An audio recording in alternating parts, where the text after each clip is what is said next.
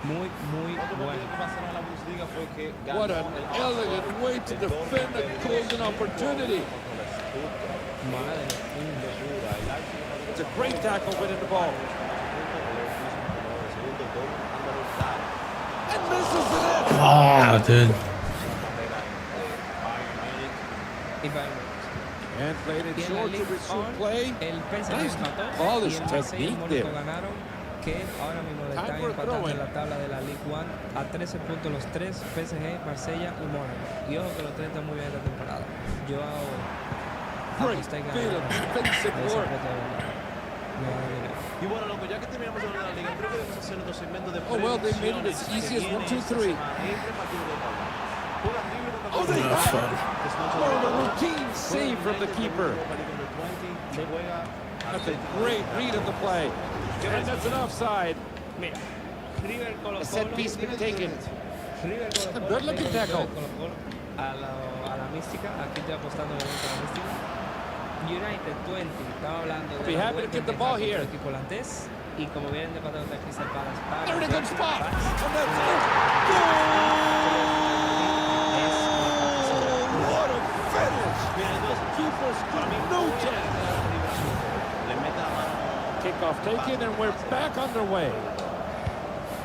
Red in looking ball. Well, there you have it. They have cleanly regained possession. They're starting to move up. That's a great move to find the space in behind. That attack ended neatly. Surely they won't be missing this one. They didn't even test the keeper, but they already have a comfortable lead for them. That's a threatening ball. Más de mano. Nada más no más que nosotros. Y enviamos tu apuesta por DM o simplemente por aquí en YouTube. Los X que está en pantalla. ¿Qué más tenemos, hermano? La UEFA decidió que tan pronto como la mano no esté unida al cuerpo, se debe evitar penalti sin importar si fue intencional o no. ¿Qué te parece? And we've reached the halfway mark, and both sides showing no signs of slowing down. ¿Te parece Plenty bien? of time to impact this game, though. Aunque no sea de manera intencional. Debe ser así, papá, hermano. Le pega. Sí, es que nunca Throw in intencional. here. ¿Cuántas manos han hecho intencional? La más Suárez en el Mundial de Clubes. Más intencional que esa, no hay la verdad. Nunca ninguna mano intencional, papá. Claro que sí, es manazo. Yo creo que mientras haya una regla que siempre, o sea, que se Could be a real chance here. como esta. O sea, de que mira, aunque Oh, wow, what a block. That's just up the que target. le peguen de fuera del área y el tigre ni estaba mirando, pero tenía la mano así, le dio de mano, es una They patada, fire it. es lo que What was siempre that? lo hace. Nowhere near the Sí, yo goal. sé que siempre hace mano, pues, a ver, no hay problema. Ready to keep things Ancelotti habló de moving. prensa. Ese Real Madrid es el mejor club del mundo, es una sensación especial. I Me just tell me they're encantaría gonna finish quedarme this en Real one. Madrid muchos años más. No tengo fecha Oh, de this was cambio. dangerous. Si Ancelotti no lo hace una sola jugada. Oh, there's a ton of options in there. It's off the target. How they missed that. What a Yo creo great que, shot to pull one back. Ancelotti, bueno, todas las temporadas, todos los entrenadores del Real Madrid tienen literalmente una temporada de garantía. Y ya. Porque si esta temporada es lo que tú dices. Oh, they got game up short, just not able to pick out the right pass. Change still on. And that's it. Goal! What a finish. The keeper stood no chance. El City alquila, la liga Forward it's off the post. That's a great ball in behind. A good chance here. Y terminó haciendo y siguió. That's just off the target. Yo no creo que ese fue porque no tenía ningún reemplazo claro. Quick pass and we're moving Yo on. creo que lo que pasa es que Florentino está muy cómodo, Pacho. O sea, Sí. ese entrenador es un entrenador que no le importa. Good movement here as they look to pick out a teammate. That was an amazing effort at making the keeper work nothing on that play. O sea, si no pasa una catástrofe. That's a horrible pass from the keeper. They're getting themselves in a good position. You're the whistle, a straight move, well deserved. Let's take a break and just chill out. Oh, that was simple. They just passed it to another teammate. That's a great shot. In possession with that tackle. Just to keep it a beat. They fire it. And the keeper deals with this one, but where are their teammates? They're more on the field, but you really can't tell. Wait up, there's still a chance. esta tampoco lo será. Le dejan mencionar como tiene ese Great defensa al bit final of que le defensive work. And they certainly have the personnel to win the ball back. There's an opportunity there. And the ball goes out for a corner kick. Spanish is also called eso es lo corner. que diré. Los trofeos son un factor muy importante. There goes the ball flying into the box. Intercepted by the keeper instead. Chen still on. Oh, that was a good effort. That was well played. They manufactured that play even at a player disadvantage. Liverpool. Si yo veo que Liverpool tiene a Darwin Núñez y a Konate atrás, yo quiero enfrentar. ¿Tú crees que alguien va a querer enfrentarse a Mbappé, Vini, Trent, Bellingham, Valverde? Oh, look out. Counter looks good here. The Piga. Nicely done by the goalie and on for a corner kick. Corner taken short. Loco, ¿y tú quieres saber qué es lo mejor? Adivina qué. Fui yo. Eso que te voy a decir. Could be a real chance here. Keeper had some trouble dealing with it. Ball's gone out. It's got first handball. Hola, te habla Will. ¿Te acuerdas de mi hermano? Un abrazo, pa. Qué pena que te eligió. Y me respondió, hola. ¿Quién es ese negro en la foto de Putting in a fair challenge and winning the ball. Lo de Henry, dice. Felicidades. Estaba pensando, le respondo, soy yo. Something might be happening in this one. Look out. There you stop. So close. Y metió gol. Y falló el Better shooter. keep things moving. Oh, that's a bad giveaway by the keeper. Well, that save certainly not going to make the highlight reel. It's a great place to get possession. Acuérdate que el shooter contra el que estudia That attack ended neatly. And they won one with the keeper. Could be a chance. Goal! They found the back of the net. Just listen to the crowd. They're going wild. That's how you put in a tackle. Great chance. The routine save by the keeper. And that's the final whistle, and that brings this game to a close, incredible five-a-side action we've seen. No, bro. ¿Está ya con nosotros? Mira, te va la guiando. Ahí está. Dime que no te nos hemos asustado por un momento. No, es que me están hackeando todo. Yo no sé, la verdad. Me estás sacando todo. Todo culpa de Oriol, todo culpa de Oriol. Todos los argentinos tienen un mundial en su casa, lo que es increíble. ¿Tú tienes un mundial, duda? Como un mundialito, una... Sí, todos los argentinos tienen un... Es increíble, ¿no? mundial en su casa. Esta sí la quería decir. Primera jornada llega, la primera jornada de la Queens y de la Kings. Llega la primera jornada de la Queens y de la Kings, nuestro primer partido de la Queens League del equipo de AIDA es así. contra Muchachos FC el domingo a las 4 de la tarde de México, o sea a las 3, una hora después del partido de Real Madrid. Qué bonito. Contra Galácticas contra muchachas. Me gusta. Oye, el primer partido tenemos que domar a Argentina. Tengo que tomar. Vamos a ver, ojalá el equipo de AIDA, de Galácticas, meta mano. ¿Y en la Kings? En la Kings, Top, Galáctico juega su primer partido no, contra... el de Queens el sábado, este es el domingo. Exacto. Y el domingo, Galáctico juega su primer partido de la Kings contra Felice Caligari y sería ya el cuarto partido del día a las 6 de la tarde, hora México. A las 6 de la tarde, hora México, hay que decir que otra vez subimos a explotar el peluche. La última vez que jugamos otra peluche, ya sabemos lo que pasó, ¿no? Se comieron 8 goles. Se comieron 8 goles, clásico. Tú sabes que me tiraron los hermanos Montiel para saber si soportamos el doble pena. Ah, fueron ellos que te tiraron. ¿Qué tú crees? Mira, si te tiran ellos, es imposible que yo te diga que no. O sea, cagoneta nunca. Yo prefiero fallarlo. Pero ya le dije que no, porque tú me dijiste que no. Pues no se va a hacer. O sea, yo le dije que no, loco. ¿Qué tú dices? No cagamos, coño. No, mira. Es que yo, mira, te voy a ser Yo sincero. pensé que era tu idea. Te voy a ser sincero. Sí. Te soy sincero. ¿Sí, sí?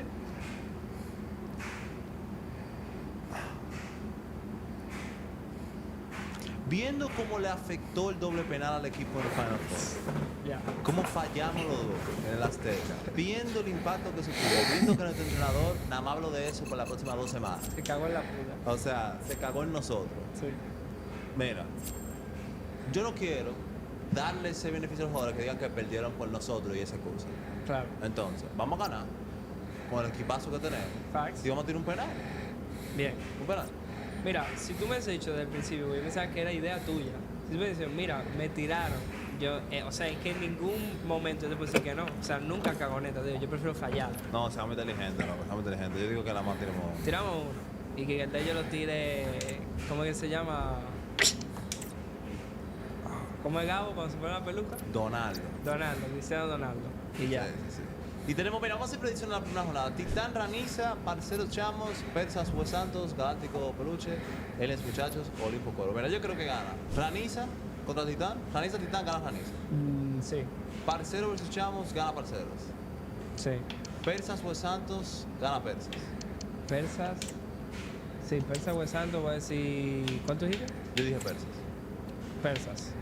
Galáctico Peluche, obviamente Galáctico. Obviamente. Aliens Muchachos, yo me quedo con Aliens. Uy, Alex está muy bien. Y Así, Alex. Olimpo Cuervos, me quedo con Olimpo. Mira, voy a decir cuervos aquí.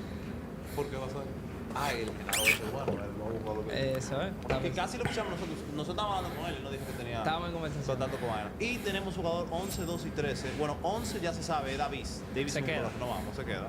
Literalmente, la foto Tenemos de Piqué. 11 y 12 de mujer. La 13 que teníamos de mujer pasó algo bastante extraño este fin de semana. Y es que la teníamos cerrada.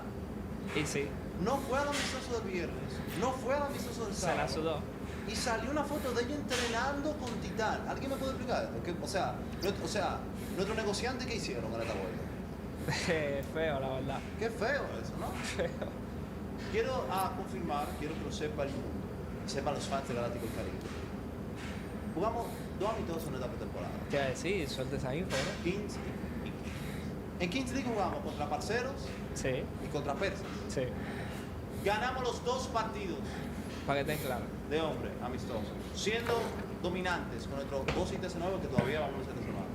Y con Buenas noches, everyone, and welcome to the brand new Nike Air Zoom Arena. My name is Fernando Palomo, and we've got some exciting 5-a-side rush coming up. Abdullah. 3, 2, 1. Cuidado. Y nos ponemos las pilas. Cuidado. Ay, ay, ay. Tenemos Good memes. position.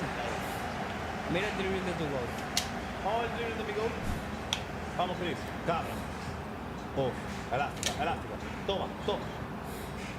What an elegant way to defend a golden opportunity. Le hicieron cuánto. Ball in a danger spot. No, que le hicieron falta. bro. ¿Qué hace Chris? It hits it.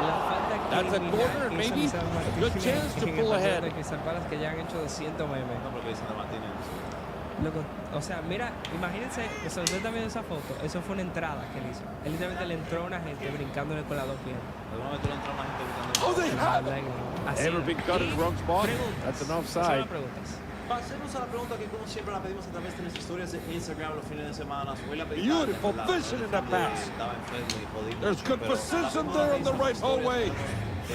Envía tu pregunta. Esa es la pregunta que That was nosotros simple, just trying to get the respondemos ball rolling. en las historias. They're in possession again. And Primera look at that, we pregunta, might be la seeing a hace counter. Ronald Good ball GR7. played in behind. Lamine Yamal o Hendrick actualmente. Oh, that's it. Oh, great block. Es bastante bueno. El que tiene 8 minutos y un gol en Champions. Hendrick. A mí dame. El que tiene más And we go play on the other side. Lamine Yamal. And it goes south for a throw. Tiene 19, Kevin Durant tiene 18. Yo creo que si tú ves a Hendrick a la niña, Ajá. tiene que decir, uno de los dos va a ser. Good spot to win the ball back. Yo creo que es evidentemente que Finding a bit of room there on the flank. What a stop! What a save from the keeper! Sí, mira, Dangerous ball. Oh, can they put that away? What an elegant way to defend a golden opportunity. Y con su equipo. Could be Pero en dangerous, mejor right? posición No hay competencia. Hendrick en Brasil. Ahí le pega. y en Real Madrid tiene bastante competencia. No es titular nada, no es porque él lo pueda hacer. Él puede ser titular, Danger still on. pero es que es difícil. Ahora mismo. Oh, the storyline is all about the keeper here. A dreadful mistake, but they made him pay.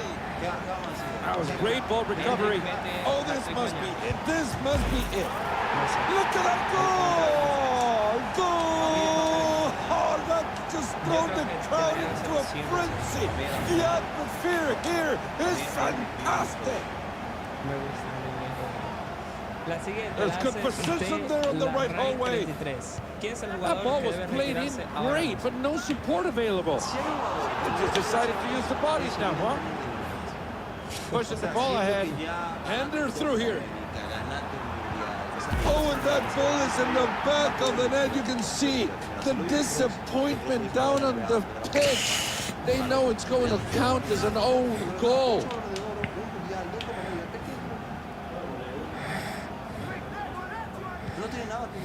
It's going to the far post. That's a keeper's job and they do it well. Pero que él puede hacer eso sin tener la presión de que lo vean todos los días tratando de meter. Bueno, que si encima el siempre mete gol. That was a great job by the keeper. Ya no lo queda. Mira, Hey, the counter could be on in this one. Finding a bit of space on the flank. Casemiro está en camino. Ah, mira, no, ya, ese es el nombre. Es Casemiro, 100% Casemiro. Casemiro está en camino. No, Casemiro está en retiro ya. They're getting back possession, breaking up that attack. Fax99 dice, ¿algún día van a superar la MCN o la BBC?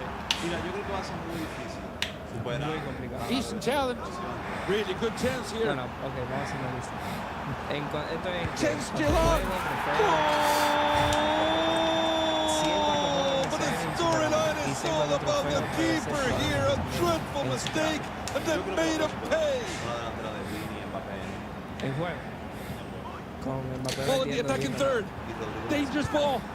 And that's a really good stop. La siguiente la hace Lauta, ok. ¿Quién creen que será el Golden Ball? Yo creo que está entre Words o Andy. And comes away with it cleanly. O sea, Words es un temporadón. It's a great place to get possession. Andy tiene bastante aura. Está dentro de no sé si me da. Great chance. Good goal. That was as cold as the bathroom floor. What a finish. O sea, ganó una Eurocopa, se perdió un partido. Pero esa Eurocopa también la ganó Daniel. Daniel no se ese gol después. Es que el Daniel tiene 26 años. Está bien. Y la última pregunta la hace. And the play goes the other way now. Look at that. They're carrying it forward. It could be. Qué buena pregunta. Tarjeta roja a una chica por la falta de... Goal! Goal! Well, there you have it. No signs of giving up here. They're determined to get back into this one. No, mira, como tú lo acabas de plantear, es literalmente de And the play moves forward now. And through the midfield. Have a chance. Goal! Goal! Just listen to the crowd. What a finish. And we are going to resume play.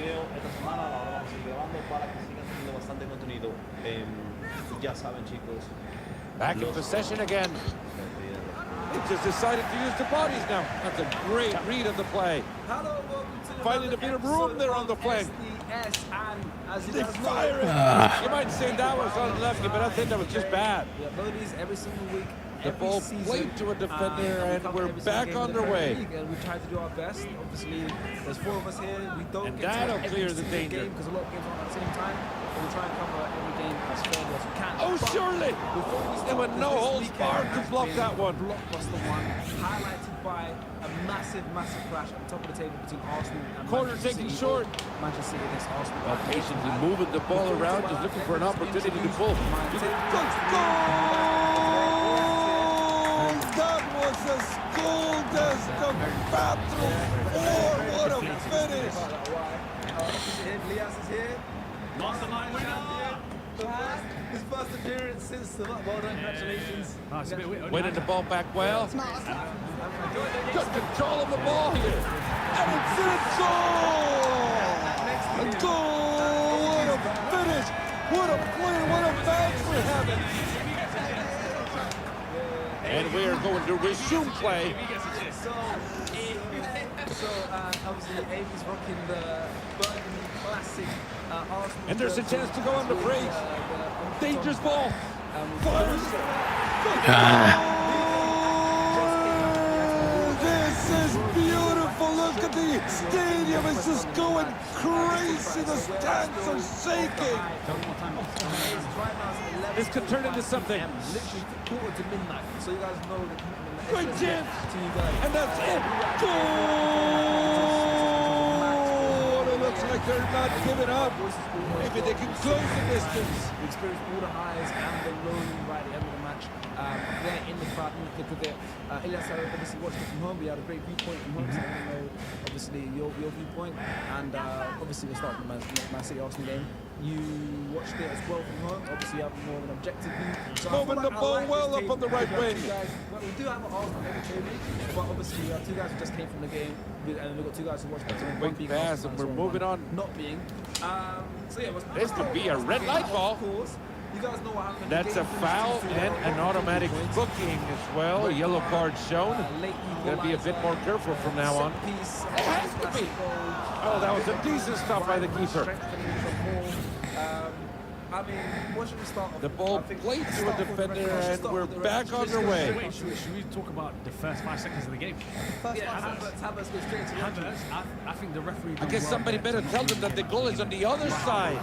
Oh, they got the possession back. Good save, but it's still alive. And they got it. Goal! You gotta feel bad for the keeper. Has done everything to stop it, but he found the back of the net at the end. It was a crucial tackle to win the ball back. He got sent off in the first 3 seconds of the game. I don't think that. Beautiful move to find the space. Does not break down the defense here. And they're through here. They should have done a lot better than that. It's going to happen, obviously, Gombe to the red card. And the keeper's happy to get the ball rolling again. It's a red card? Yes. It's a second yellow. That's an opportunity here. Has to be. Good goal! Maybe just a consolation goal at this point, but it still means a lot to those players down there. At least go to him. Yo, bro, trust me, if you get...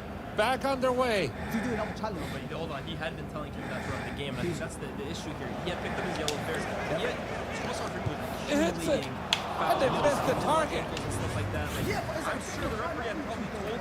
The ball played to a defender. Only 10 seconds left. For halftime, gives you the opportunity to go into halftime, clean up a little, and the attack's back on. Could be a chance. A decent attempt. That's it. Goal! We're shifting momentum here. I think they lose. Of course, I don't want to see Trossard for 3 weeks. I'm not going to lie to you, bro. Like, I want a public apology. Nice. Honestly, I think it's really bad. And that's the final whistle, and that brings this game to a close. Incredible five-a-side action we've seen. Look at the race incident, which I think is a bit harsher, but I'm sure they would have told everyone at Arsenal would have been talking to the players, look, don't let it happen again. Let's not even give them a reason. So for it to happen just a few weeks later and effectively hurt your team's chances of competing on a level playing field for half the game, for me, I'd be very disappointed. It's just the how it was so quick to give him that. It was, bro. But the thing is, so straight away, and I'm thinking, when we're in the crowd, of course, to me, I was annoyed, I was shocked, all over the place. Also, another thing, I was already annoyed because they're giving 6 minutes at a time. Yeah. Of course, so that's obviously 45 plus 6 is 51. It was at 52 and a half minutes when he got when the game was still going on. So I was already annoyed, like blow the whistle, just go into half time, we're already 2-1 up, things going well. I was already annoyed at that, but when I saw it back at half time, I watched it on my phone. To already be in the yellow, if he like clipped someone or like pulled a shirt and got yellow, it's annoying. He did two things. He barged into someone's back and he booted the ball away. It's like, and the boot away was the boot away was like a frustrated boot away. And it's a senior player. He's not like a young player. He's a. That's what I'm saying. It happened in one motion though, if you look at it correctly, because he barged in and the ball was in the air, and then obviously he's trying to play Martinelli through straight away. He's not. He's kicking the ball away. He's kicking the ball away. I think that's a terrible Rewatch and see where the ball goes. This is where the human aspect. If you're saying it's a human thing, then you can't say that he was trying to play for Martinelli, bro. For me, it's a human thing in terms of you heard the whistle, you're frustrated. You kicked it away. No, I don't think it was he kicked out frustrated. We're trying to kick the ball away.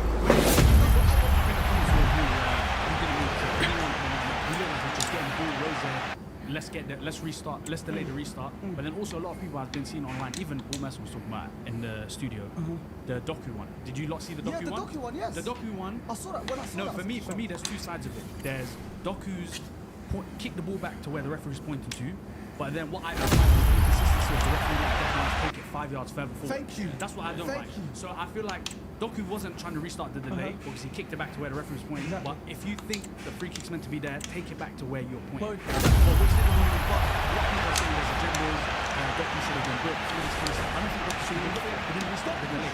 He didn't even restart. No, he didn't restart the delay. Doku's passing the ball. He kicked it away, but luckily Michael Oliver was looking the other way. He didn't see it. No, so what? But when he looked over, he was just like, oh, trying to play the play over. So what were you thinking when you did that? Got me there. I'm upset I missed that one. I'm upset. I should have asked you from Doku's point of view. We just added footballers to this podcast. What we got? No, but can we quickly address that hat? Why? So why basically, it's the kinda reason why annoying. I wore this hat, You know you're from West London. yeah, but the reason why I wore this hat is because obviously, first time I'm sitting in I always go to Arsenal away games, but I sit in the home ground, like Man City, for the past 5 years. So I've got a close friend that plays for Man City. So the Okay. You dropped something. You dropped something. You dropped something. name drop. But nah, You want to tell the audience who your friend is that plays for Man City? Are you shy? You don't want to say his name? Nathan. He's got dreads that's too. my brother. That's my brother. Guy. There you go. There you go. But anyways, so for the past 5 years I've been sitting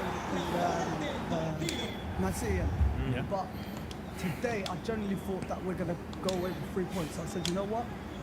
I'm gonna wear my visa hat today because I'm going was to in the collect trenches. in the trenches. Yeah. The only thing I was missing is a Stone Island jacket. Yeah. Do you know what I mean? That's Yeah. the only thing I was missing.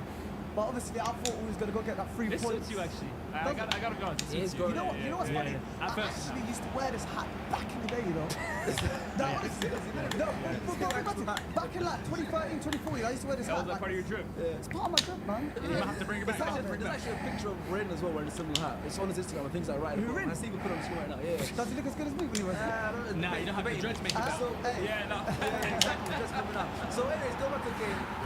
We'll obviously speak about the referee. Can we talk about Haaland? I was 100 going to say, games? yeah, Haaland obviously opened the scoring. 100th goal for Man City in 105 Equals Cristiano games. Ronaldo's record. That is ridiculous. Bro, That is insane. when he scored that goal, obviously, It felt too easy, though. but It was too easy. Can I tell you guys why it was easy? You guys were in the crowd. That was very bad defending from Arsenal. It was the left side. It was very bad. Califury got absolutely spun by Savinho. He's cut in. So Gabriel's tried to play. Saliba's tried to play him offside. Gabriel's tried to follow the run. So Saliba's done the split to the side. But Gabriel's tried to follow the run, but he's on the complete wrong side of Holland. So if Gabriel had stepped up, same as Saliba, obviously it's just slight miscommunication, but it's always thin margin in these kind of games. That slight miscommunication is the difference between Haaland getting that goal today and not equaling the record. Because if Gabriel, I know he's so hard at those moments, just realised Saliba was trying to play him off and he stepped up, Haaland would have been offside. But that finish, Raya's position was a bit poor. Like he showed him the whole inside. Like it was a very weird one. 8 minute in, like the head, my head dropped straight away. I said, oh, we ain't got a creator on the pitch. They've already got their token Haaland goal today. It looked like it could be like, okay, if they get the first. Because they, like Gary Neville was saying, you heard it on TV. Normally they play first, second gear. Today, that first 30 minutes they were on fifth gear. They were on it. All the passes, bow. Savinho was absolutely annihilating Califury.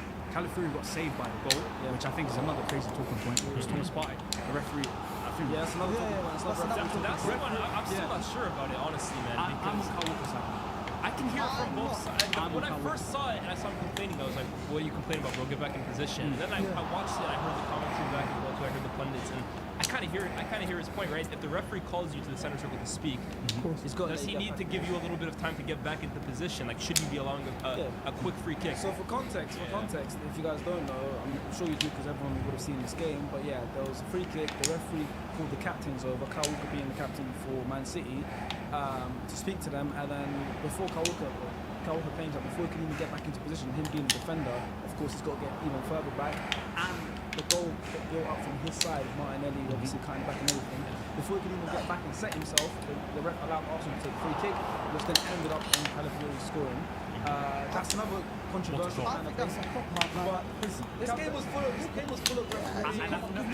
I kind of hear what It was full of refereeing decisions, but I feel like the referee did very well in the majority. It is a very high. very high. I think he made a lot of the right decisions. He wasn't dishing out his yellow card as much as these kind of games get. Like Havertz should have been booked for his one. Haaland, Haaland slammed into Saliba like 5 minutes later after the Havertz one. He didn't get a booking. Like I like the way he let the game flow. It was a tough one. I think it's tough on refereeing decisions. I mean, we're not going to use up all of our time just talking about refereeing decision. Like, there's a lot ones to talk about. Callum Fury first of all, unbelievable finish, great goal. It's one of those ones. It's like I felt like as soon as the pass came in, I don't know. I was like, he's going to score this. He's got it in his back. Halfway. While it's in midair. Yeah. Just as it's past the penalty spot, he's already run. You know sometimes when you hit it, you know it's coming in. I've had loads of those. Everyone I'm trying to. He ran straight to Arteta. And he pointed at him. That's it. He was basically saying thank you. What I do respect about California, he's having a very bad. He did have quite a bad first half. Bad moment. Defensively, he was getting touched by Savinho. Going forward, he's quality. Going forward, his passing decision, just galloping forward. Understand too, bro. He had his breakout season last year for Bologna playing center back, and I get he can play like as like a bit like a Kivior role if you want to call it that, but you're asking him to go up against probably the best dribbler in La Liga last season. Yeah. That's not an easy, especially his first start in that kind of environment. That kind of game. It's a tough one. I'm a fan of Calafiori, but yeah, it's a tough person to sign. As I said when we signed him, he's the needle mover for our back four. I feel like after this game, he'll be the starting left back going forward, and I feel like Timber will be the starting right back. I think this is our best back four. I think this is our best back four. This is our best back four. He's going to be interchangeable. It depends on against Liverpool. He might play that back four again. But this, I think, will be Arteta's back four for the big games. For the big games, for the tough games, this is very good because obviously Calafiori offers us that left back. Timber's quality. For me, I said it. Timber's performance, wow. First big game back after an injury. First big game that he's actually played. He didn't complete a single pass. Yeah, man. I know he didn't. Him and Havertz, but those kind of games, like Havertz, for example, his work rate is second to none. Like, I think he ran the most on the pitch. He ran the most. And remember, his job was to defend second half. And he's used to being the highest man on the pitch for Arsenal. And to defend like that and to stay concentrated at all times for 45 minutes against the best team in the world.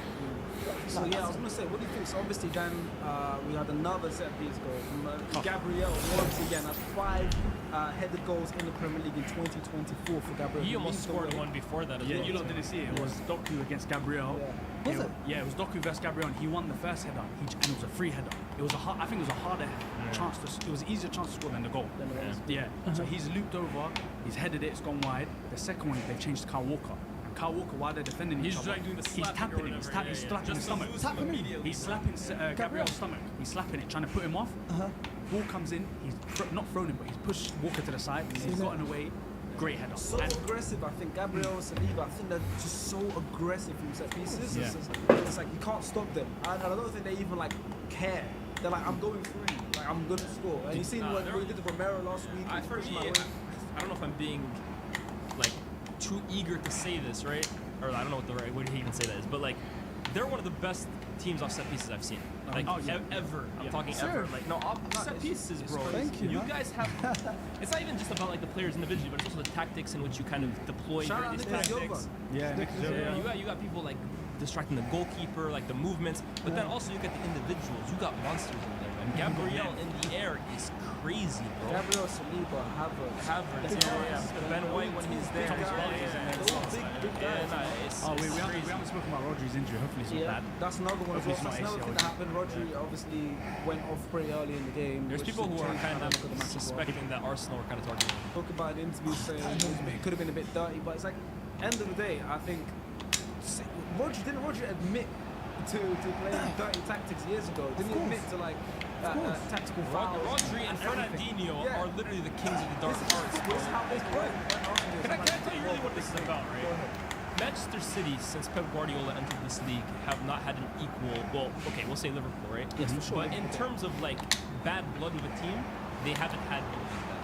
Liverpool and them, in terms of quality, is a great level. In terms of like, okay, they have that history together, of course, but like they both want to get the better of each other, and then the players as well too. you can clearly tell. That they're I've said it to Sharks. He said, we've arrived. This is going to be a rivalry. Now they're definitely looking at you guys like, Bro, how the hell did you guys got here so quickly? Yeah. Like, we're why are in you their guys? heads. We're in their heads because when they come to Emirates, I'm telling you, it's February going the 1st, long. 2025. I've already got my take for that game. No, Yeah. very, very long because Arteta's, because obviously the Troy Deeney, Arsenal got cojones, this, that, and people always trying to get onto us about we're being low block and stuff like that. We're not trying to be low block. It's the situation Arteta was forced in. He signed Mikel Moreno, he signed, obviously Erdogan's out. Both of them are out. Those are creative players. He hasn't got a striker. Obviously, You went down to 10 men. 10 minutes. yeah, I know, but I'm just saying, as of late, like obviously other games, people say it's so boring to watch Arsenal, this and that. Bro, sometimes you got to look at it and be like, Arteta's accepted that his attacking players are not to the quality he wants them to be. So let me be hard to beat in my box, Whether in it's my place. boring or not, that's none of my concern. My thing is, course. as a job as a man, right, and Atalanta as well, right? 3 out of 4 of them we kept clean sheets. All 4 of them were undefeated. We haven't lost a single one of those 4, and they're all 4 tough away games, right?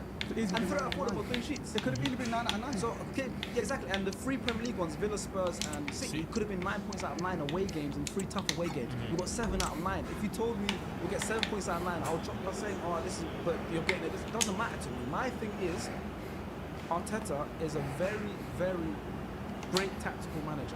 He knows if we're going to this team, we have to play like this. Then another game, the next game, he can adapt. The word is versatility. The word is versatility. So you have to be versatile. Because then the other thing is, now people are cooking Ange for not being versatile. Exactly. So it's like, what do you want? Do you want a manager to have one style and stick with it, but when he does that and doesn't work, you're cussing out Ange. But you've got a manager who's versatile and changes. At the But end then of the day, sometimes you right? don't like it. At We the have end of the 3 day. away games in a row this week. Of course, we're going to have a week where And defending. one day less rest. What I like about Arteta is he's showing the people that he can be Jose Mourinho at Liverpool. He's showing the people that he can be Jurgen Klopp in the press, the quick attacks, and he can also play football like Pep Guardiola. He's a hybrid between 3. Am I right? I think you're you're. laughing. I would even include David Moyes in there, bro. I'm not even joking. Bro. This guy was laughing at me before because I was comparing the way he uses Kai Havertz to the way David Moyes used to deploy Marwan Fellaini. That's not a diss. I'm talking about having a big guy like that can play in midfield, that can play in attack. Facts. Havertz didn't have a single touch of the ball today. He didn't impact the game from an on-the-ball aspect. You're talking about his work rate and how he gets about and stuff like that. That's how David Moyes used to deploy Marwan Fellaini. So I think Arteta is really a guy that's kind of taken a leaf out of every single person's book. And versatility shouldn't be something that's sniffed at. At the end of the day, you're asking, what does he have to do, or basically, what do people want? Winning is ultimately the only thing that people will finally get behind. So if it eventually brings major trophies like the Champions League and the Premier League, no one will be able to turn their nose up. For sure. I want to ask a question about you guys. See you lot in the way section. What was the general feeling when Saka got picked off at half-time as being a sacrificial lamb? Initially confusion because I don't know why I didn't expect Arteta to go 5 at the back straight away in the second half. I thought he was gonna. I remember you put in the group chat. I put in the chat out, so I was like, okay, now we're going on 10 men, take off Calafiori, right, and then bring on Ben White, move Timber over to left back, and then just play like a 4-4-1 or for a bit, you know, or 4-5 flat for a bit. When Saka came off and I realized he was going 5 at the back, I was like, I understood because he's going for Saka as a sacrificial lamb because he knows Martinelli works like a dog. Havertz works like a dog. Saka, I'm not saying he doesn't work hard, he does work hard, but he is not someone that's gonna, especially 10 men away from home, like Martinelli, run non-stop, headless. Or Martinelli on your back, and Raya, obviously, if we get a goal kick or whatever, Raya can just play him through straight away and go long. But yeah. But Raya, for me, I think that conversation's coming soon. Saved my life. Bro, That That's the conversation. he's up there with the best goalkeepers in the world. He's getting up there. I think he's already. Raya, I think Courtois there. He's one of the best. Alisson's For me, there. Courtois and Alisson are the 2 best. They're the 2 clear ones, but I think Raya for me now. I don't put Edison there. Edison has shot stopping. Courtois and Alisson for me are just like, they're freaks, honestly. Yeah. But I mean, the way David Raya has played this season, I was saying the other day, he's moving like Casillas recently. Bro. Even He's like 3 double saves. Raya's distribution, even last his year. penalty You know what it saving, is his with Ryan that I reflexes, really everything. like, right? I just like the fact that, for me as a goalkeeper, everyone talks about, okay, can he play with the ball at his feet? Can he be really good at distributing or whatever? I think the ultimate job of a goalkeeper is, can you just be reliable? Like, if I'm a defender, can I just be confident that there's not going to be mistakes with you? And I feel like Ryan, that's the word for him. He's just dependable, man. He's a safe pair of hands. Commands his box. Yeah, and now he's adding these crazy There's saves. no one. I think he might even be one of the best, or if not the best goalkeeper in the world at dealing with crosses. Of course, bro. The corners, when the corners I've not get seen this for a long time. A keeper, every time the ball comes into the box, there's 7 men around him. And he drops to the floor. And this is Oh my God. But the mad thing is, when they had a corner last, you know when Gabriel Jesus gave them a corner? Bro, I left a shot. We go. Bro, next thing you need to see where he just come up. I was like, yeah, you see this, brother? No, his commanding of the box, his distribution is really good. A lot of people underestimate his distribution. For me, he's just, his long balls, he's just good all across the board. his kicks from the hand, his decision making, Gets up so quick as like a all cat, those right? little things, like his reflexes. Arteta saw something Raya that no one saw, and when he replaced Ramsdale with him, and everyone's like, why is he replacing him? Ramsdale's so good passing with the ball, blah blah. Raya has made the difference, and he's shown why he is Arsenal number 1, and he's edging to being that best keeper. For me, Martinez is in there. that's the best. That's the best comparison between Ramsdale and Raya, right? In terms of, I remember when it first came down, we were looking at Ramsdale, he's able to make these crazy saves. Raya had maybe a blunder in the first few games, but I talk about dependable. As a defender, those guys have no worry about Raya. There were times, especially towards the end of Ramsdale, that, does he have a howler in him? Does he have a lapse in concentration? With Raya, you have no Look question. at all the great back saves, the Vidic, the Ferdinand, who's behind them, Van Sar, check behind Carvalho and Terry. Liverpool, they had Alisson behind, who is it? Matip and Van Dijk. Do you know, every quality back four has got that 3-man, that triangle. Unreal goalkeeper and the 2 centre-backs. Can I say this as well, too? I think Raya, how good he is at claiming crosses, massively impacted the way City approached the second half as well, too. Because I was thinking, this is a game for me. Okay, now that Arsenal can play basically 2 banks of like 5. No, we played 5 and a 4. It was 5 and a 5. Yeah, and every time. Sorry for cutting off, but what I loved the most of that 5 and 4 was when Ruben Diaz had the ball, they said have the ball. Yeah, of course. Keep the ball, my brother. Keep it as long as you want. Ruben Diaz today must have had the most touches of any player. Him and Kovacic. But you look at it, I guess that's what I'm saying. I feel like City just gave up on crossing because they knew that you have Saliba, Gabriel, those guys, and you have Raya good at cleaning crosses. But then it just became basically a case of like, okay, Guardiola to Diaz, Diaz to Akanji to Walker. And then the stat today, I think it's City took 28 shots in that second half. 13 of them were taken between Walker, Akanji, Diaz, and Stones. And the overall XG accumulation of it was like 0.78, meaning that every one of those shots averaged out to like 0.02. So Arsenal basically limited the best attacking team on the planet to pop shots from their center backs from 40 yards It out. was their only choice. Because we said it was our only choice. We're watching it. I said to him as well. Obviously, park the bus is a thing, but already having the best defense in the world, having amazing defenders, and the way we were so compact and we moved. So when they moved to that side, we moved to that side. They only could shoot from the edge of the box. And do you remember our secret assistant? Yes, bro. The whole reason why these men will go like this and like that. Bro, Jorginho. I've got a video of him doing that. Bro, he was the whole second half, he was going screaming. Let me tell you, Jorginho was warming up the whole second half, but he was not warming up. Who he was, Arteta's extra assistant manager, further down on the touchline. So Arteta can't leave his technical box. So Jorginho, the whole second half, was commanding the line, pushing them, dropping them. It was like, you see signs of a manager right there, but he was crazy. Like the amount of games I've seen at the Emirates this season, last season, when Jorginho is not playing and he's in the corner flag, playing and he's giving them instructions and saying, come here, do this. I can see there's a manager there. There's like, not going to compare it to Xabi Alonso, but it's going to be a Xabi Alonso sort of situation. Those players, they always become That's why Arteta's obviously got him in the team. Yeah. And also to give him information, this is because Arteta, people don't give him that praise. Just like Pep done that, people will give him the But what I love about it is he's bending the rules. Of course. It's not illegal for him to have Jorginho there. Yes, exactly. But that's Mikel. Yeah. So wait, can I say one last thing on City, right? Because it's all been about Arsenal, and rightfully so. That's of course. That's good. But I think City, right? They didn't play a great game, and that second half, like that was a tough watch at times. And I really think that all the games for De Bruyne to be injured, this is the one that needed to be closed. Because if anyone could unlock that hell defense, it would be that guy. But City, bro, they just don't know when to dive. Yeah. Honestly, like I've seen this so Like many 7 times minutes. throughout, but this isn't new, bro. Like, I mean, obviously me, I've been the biggest victim of the Aguero moment, but I've seen them so many times at the Etihad in the dying moments where you think they're done and out. They just come, and honestly, right, as a United fan, I watched it for years. Fergie, I would always come back in the last minute. Faisal with Real Madrid, but I feel like City in the Premier League, especially as a football club, have developed this this culture, like the whole stadium. They just don't know when they're beating. It's unbelievable, and I obviously, like I said, being there, I know, like, obviously being from neighborhoods in London, I know people personally that have been stabbed. I know how you guys feel. I felt that. I got stabbed. That's not where I thought that was going. In the last minute, I was like, ow. It was painful. Quickly, when you said obviously you felt the whole Fergie time stuff, bro, I'm telling you, this city, you haven't competed with this city. This city are freaks, bro. No, I'm Only just telling you in Arsenal terms of fan being and able to Liverpool see fan. my team. Oh, I know. Until the last moment we have something. This City team has that kind of like bookiness in the last Bro, minute. like, I just want to literally apologise for every Liverpool fan for laughing at them when City beat Aston Villa last game of the season. Bro, like must have hurt. 97 points. Bro, Liverpool fans, I feel you guys, man. Honestly, I apologise because I'm not gonna lie, I hate this City, man. And they hate us, trust me. Bro, and they hate us. I And can I'm tell. gonna tell you, this And I love rivalry, that. this rivalry is gonna be better than the rivalry that they had with Liverpool. I'll guarantee. I still want to know what the beef is. I still want to know what the beef is. Because we're still young and we're hungry. We used to respect City a lot, but now I can just see today, I can just see that we're like, yo, we're on you man's level.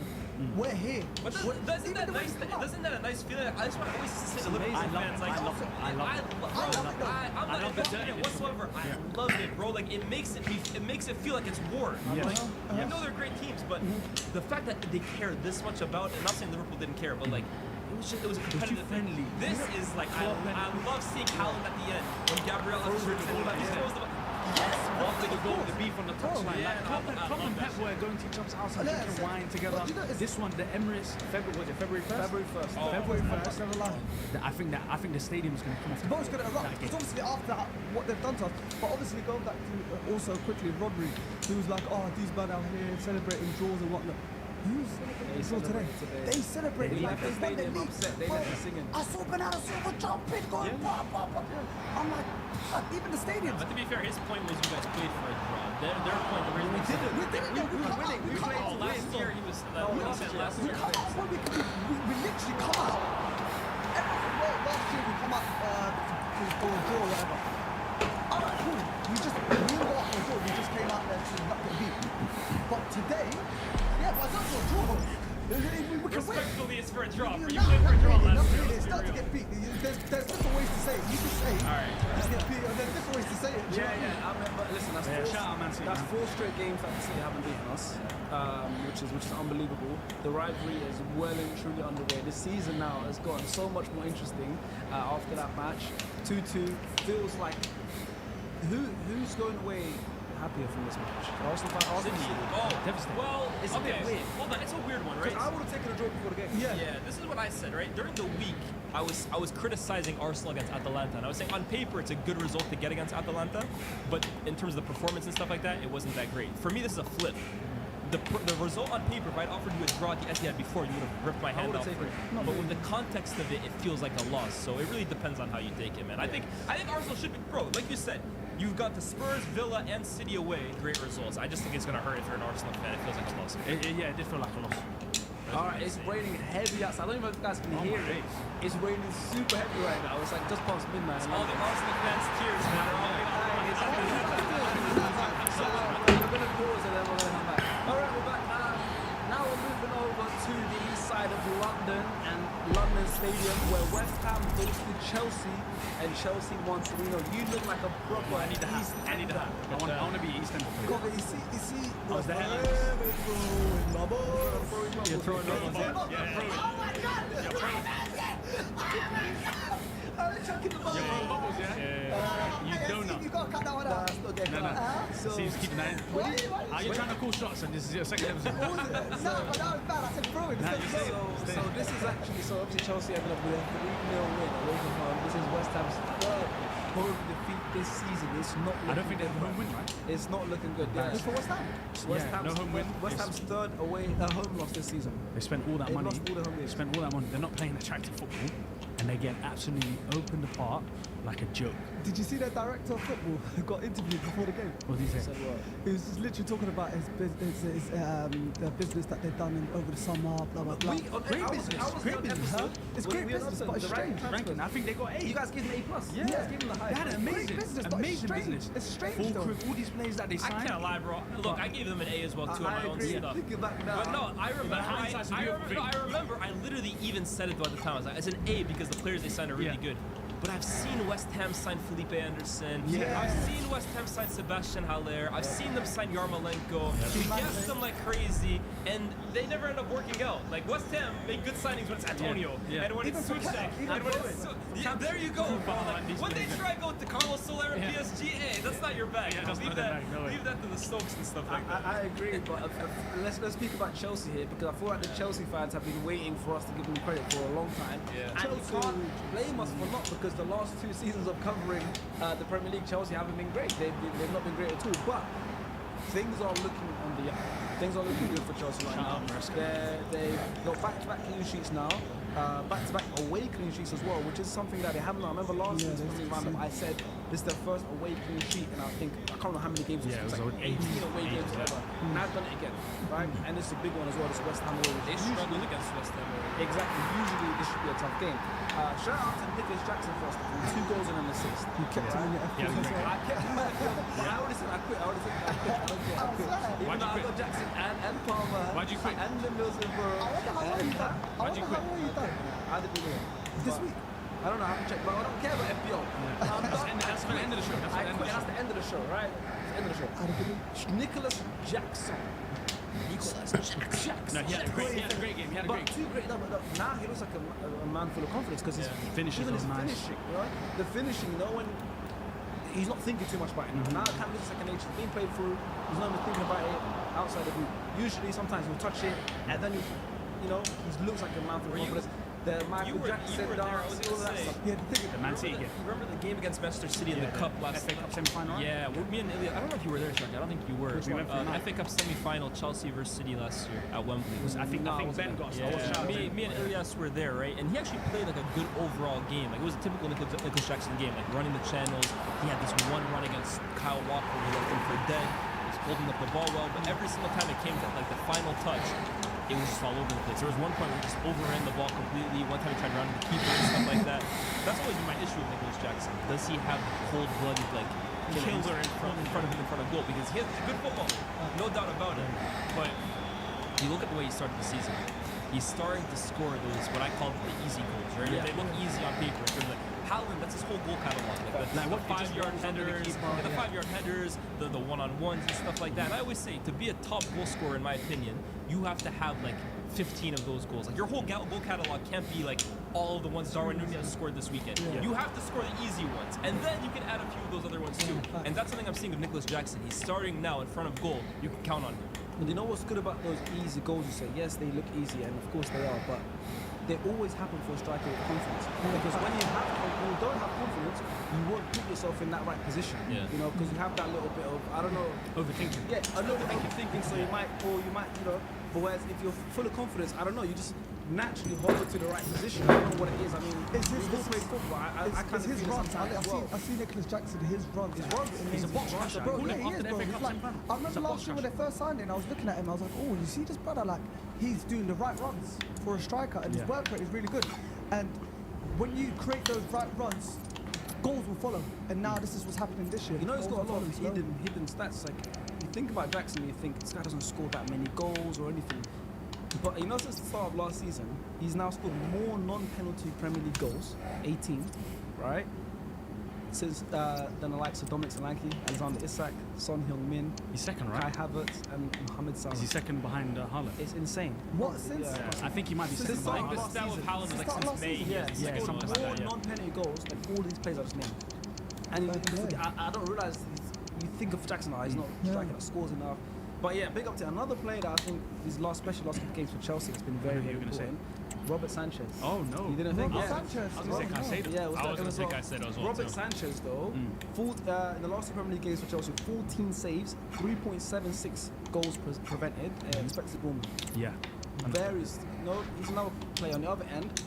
Like strikers, if a goalkeeper is playing with confidence, they massively course, change the it's team. night and day. You know, he just, same as David Raya, like he's got his points this season already. Robert Sanchez has got 2 clean sheets in a row, and he saved them these 2 clean sheets. 3.76 goals. That's about almost 4 goals for the season in the last 2 games. There's a couple things.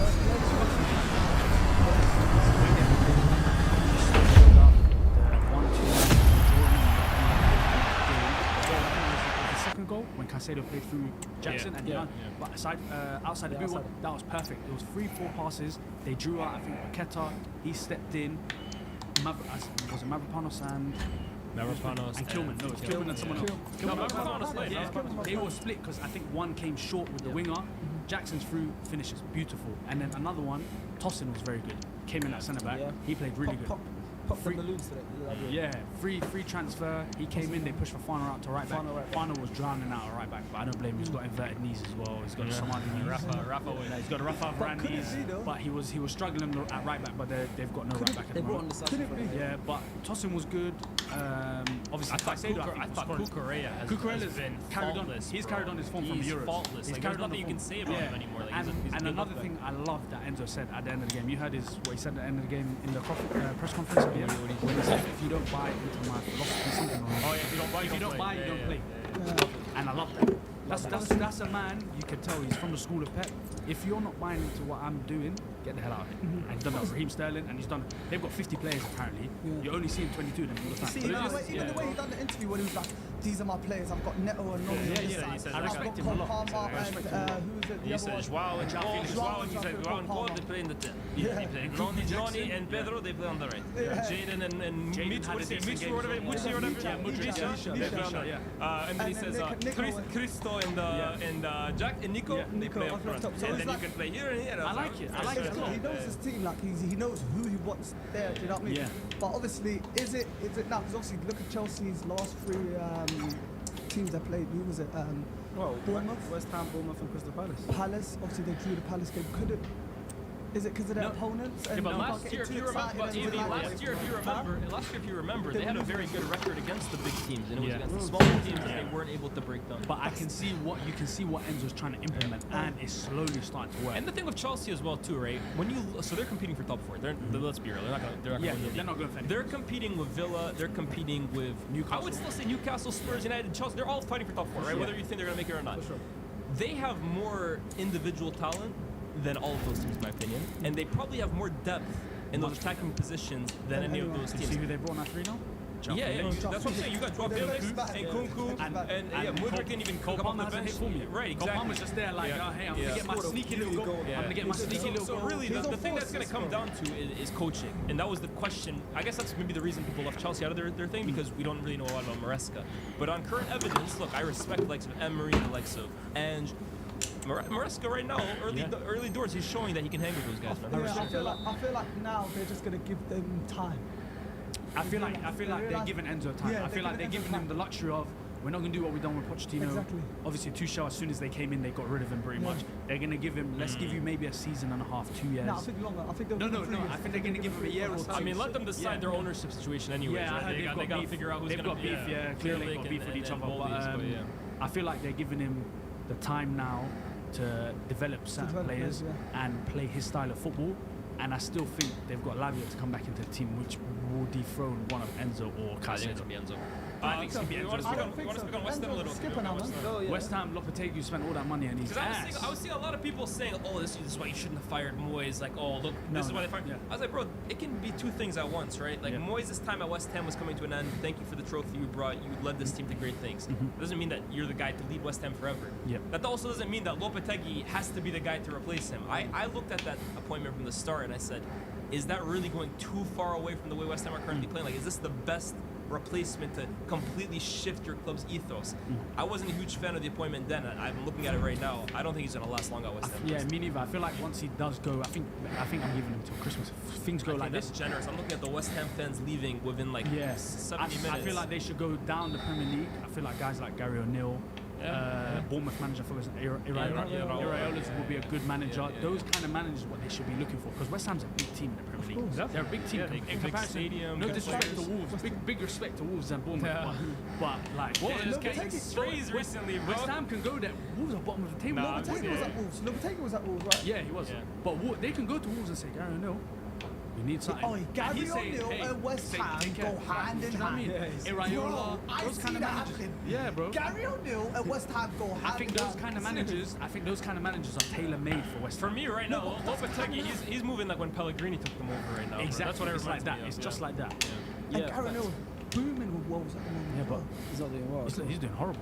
They're rock bottom. 1 point. Oh bro. shit, they are rock bottom. Yeah. But they Oh, you actually thought play they good were football. No, they're though. playing I'm telling you, they're all just No, but bounce off on points, bro. no, but they actually play good football. though. But sorry, but actually they actually Like, play it good is football. weird, it's weird, It's weird. Yeah, I watched Newcastle. That goal. Can I say this? What's I that? don't it was look at last the ta- year. I don't look at the table. I know bro. it was last week, but that goal they scored against Newcastle when João Gomez dummied it Yeah, for yeah. who's I can't remember Lemina. for Lemina. Oh yeah. That was Bro, by the way, I love VAR hates Wolves. VAR, Wolves, yeah. Wolves are the unluckiest team of officials, bro. I feel sorry for them, man. But yeah, I mean, big up to Chelsea. So far, you're doing good. I'm not saying I hope you guys continue it because I'm not a Chelsea fan. I don't care for you guys. But big up to you guys. And lastly, at the moment, it looks like FaZe was keeping his hair. Which I is think he good. will. I think he will. Levi personally. might be going green. If you guys don't know, Levi and FaZe will have a challenge, forfeits, where if Chelsea finish above United, Levi will dye his hair green. If United finish above Chelsea, FaZe will shave his hair off I stayed out of that bet. on the podcast. So that's going to be interesting. I think, me personally, if I have to make an early prediction, I think Levi's going green. Oh, Man. and the Yeah, reason I for like that United. is because United are doing as well as Chelsea because they're in 11th place, especially after just drawing 0-0 to Crystal Palace at Selhurst Park. That was good for me then. Thank you very much. Let's speak about it. Let's quickly touch on that Lissandro. You wanna go straight into that? I want to go straight I into hated that so much. I My hated that so bro. much. Why is that the first thing you want to talk I about? didn't I hate want to talk about it. 'cause look. I hated that I a know lot. everyone's I going to hated say, that. But that's the big talking point. Everyone's going to talk about, oh yeah. It was a big talking victim point in the part, game, Arsenal, don't you this think? and that. But if that was anyone with this badge on, that is straight. What? See you later, bro. If he done that to me, bro, I'm beefing him straight away. Yeah. What? Crazy, that was Yeah. crazy. The way I've never seen someone come in like that. I've never ever seen no, someone. that's old school. But That's it's old been, but obviously, yeah, he In didn't the touch 90s, the yeah, man. I would have seen that. He didn't touch the man. That's Vinnie but Jones that or whatever is his name is. disgusting. Yeah, it was that a should be bad red tackle. card for He the intention. can't I know. He can't say that. This I wish he could have died. I wish it was Levi. Because I He feel could like have Levi died, would have Liz. defended him. Levi would have defended him. Something like that. Yeah, I know. Levi would have said, I can touch it. But With his green hair. it just goes like, where's the I consistency? also do Where's the think consistency? I know he didn't touch him, but that's more because I think that's more who was the player that was who was the player I don't care who it was. It could have been his whoever mum. was, It doesn't whoever matter. was, It was a bad tackle. Kamada. Yeah. Okay. Oh, yeah, it was DT, Kamada. yeah. Kamada. Okay, Kamada's very fortunate he didn't touch him, and obviously Sandro Martinez didn't get sent off because he didn't touch him. I get it, but sometimes I think No, it's the intent, red card should be Bro, for intention. intention. Which they often I are. do You see think, sometimes, like, even if two-footed, you don't yeah. touch him, even if you don't touch him, This I was think not it should still be a red card. Listen had his head down the last 30 minutes. This was 30 not seconds. too disgraceful. Bro, Disgrace. could have died. This was a mad thing. The guy jumped up close Yeah, his no. legs. 5-3 and just with went, attitude. boom, stop, I hate the that. arm. Do you know what? It's getting to a point I really like football, man. I'm starting to dislike him. But I feel like starting He's to been doing dislike this him. last Yeah. season, pre-season, Pre-season, last like, season. I'm starting to Madrid dislike and him. Arsenal. Do we gotta talk about the game or what? Yeah, yeah. But who does he think he is? You might just gas him up too much. Is he really that butcher? I don't know. Is he taking it?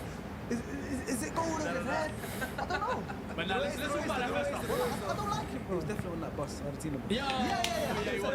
But he was too short. You could have seen by the chair. Him and Romero, they tried to do that with Sergio Ramos. Crazy. Me and you can I feel like relate. they're like accusing me. How dare you? Okay. Bro. Let's talk about the first half. How you lot should have been 4-0 up first half. First half, right? I was actually coming out of it saying this is like some of the best football we played under Ten Hag, bro. It was liquid, you know. Right now, bro. Not only were we playing well, but also like I always describe United games as like basketball games in terms of we give the opposition way too much of a chance during games. Like it's way too back and forth. This game, it was a completely different game to the Palace game last year. That was probably one of Ten Hag's lowest moments as United manager. Palace couldn't really get a sniff. We really had full control of that game, and a big reason for that, I think, is the introduction of Christian Eriksen in the last few games. I'm not Eriksen's biggest fan because I think at his current age and the way we kind of ask him to play, he really has no legs. I sometimes call him a hologram, but on the ball, he inevitably makes United a better team in possession. And I think it showed in the first half the amount of chances we created. I mean, Garnacho went one-on-one. Garnacho hit the bar later. You hit the bar Bruno twice. on the In the same- follow-up. yeah, in the same- De Ligt had a header straight at Dean Henderson. Like, we should have really been up by minimum 2 goals in the first half. And it was really frustrating, right? I mean, I thought Joshua Zirkzee the first half was really like, if you want to see a game that encapsulates Xerxes' best qualities as a facilitator, he was playing guys through on goal. He was really controlling the tempo as like a striker. He looked really, really It was good. a 9.5, like he says. Yeah, he played really, really well. But the second half, right, I think Glasner made a kind of a tweak around 60 minutes, which I don't think Ten Hag did a really good job of adapting to. And I think the substitutions Ten Hag made, for me, cost United complete control of the game. I think taking off Xerxes for Rashford, taking off Ahmad for Hoyland, I think, then taking off Eriksen for Ugarte, like, I get what he was trying to do. He probably wanted to kind of push for a winner, but you completely lost the complete stranglehold that it seemed United had in the game. So, I don't blame Ten Hag for the misses that we had, because that's not on him. That's not his job is to get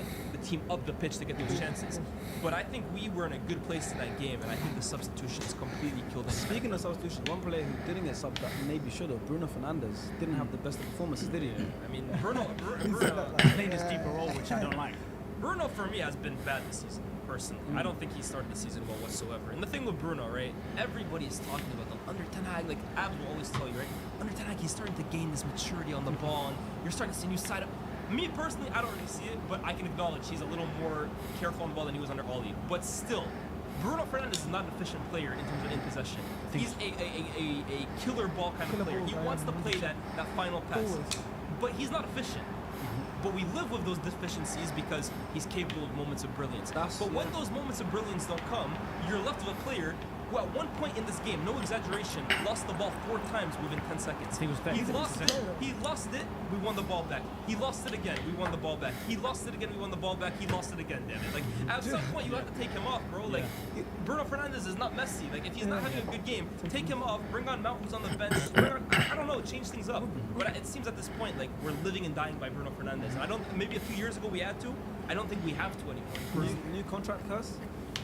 Look, I think the stat was he lost the ball possession 34 times. But with him though, he's always been like that though. Does that even crack his top 10 most dispossessed games for United? But Bruno Fernandes has always been like that. He's always been that type of player that obviously, like you said, he always trying to find that killer Like I pass. said, but we live and die by him because typically he comes up with that moment. But when he doesn't come up with that moment, we're left with we're playing with 10 men basically. It's true. Another curse was a former player curse. Henderson. Dean Henderson was a master. I always thought he's a decent keeper. Yeah, so have I. I mean, I thought you lot should have kept him after that. the season was at Sheffield, and they finished in the top 7. Yeah, he played There's really a reason why he was even that season at United, when De Gea was out of the team for a while, Dean Henderson came in. We played really well. We beat City at the Etihad. He was a huge part of that. Yeah, exactly. I mean, I think Palace deserve credit because at that time, I think they took off Mateta, right? Mateta and Walton. Yeah, Warren came out through injury. Through injury, yeah, but it wasn't like they brought on Jefferson Lerma and they brought on who was it? I can't remember. for Mateta, I can't remember, but they stopped playing 3 at the back. I think when they brought Mateta. Ismail Sarr. Oh, Ismail Sarr. They put him up front, and I like that because I feel like Nketiah was a club buy, wasn't a manager buy. It was it was like more of a we got someone from our own area, like it's the love and everything like that. They took off Mateta at halftime, which I feel like changed the game. Even though they did take off Xerxes, which lost control in the game, I feel like the Mateta change and bringing Ismail Sarr, and even though he did play more centrally than Nketiah, having a natural left-footed winger playing in that front three gave them a bit more like hold of the game, because having Mateta and Nketiah, they're running the same channels. Neither is a winger. Both are back to goal strikers. They're changing their entire setup by playing Nketiah, so it's going to take a while. Exactly. So like they're playing Nketiah more as like the right striker and Mateta on the left striker, and I feel like having them both takes away from Eze's qualities. And you saw his qualities, even though he missed 2 sitters that game, which he should have scored.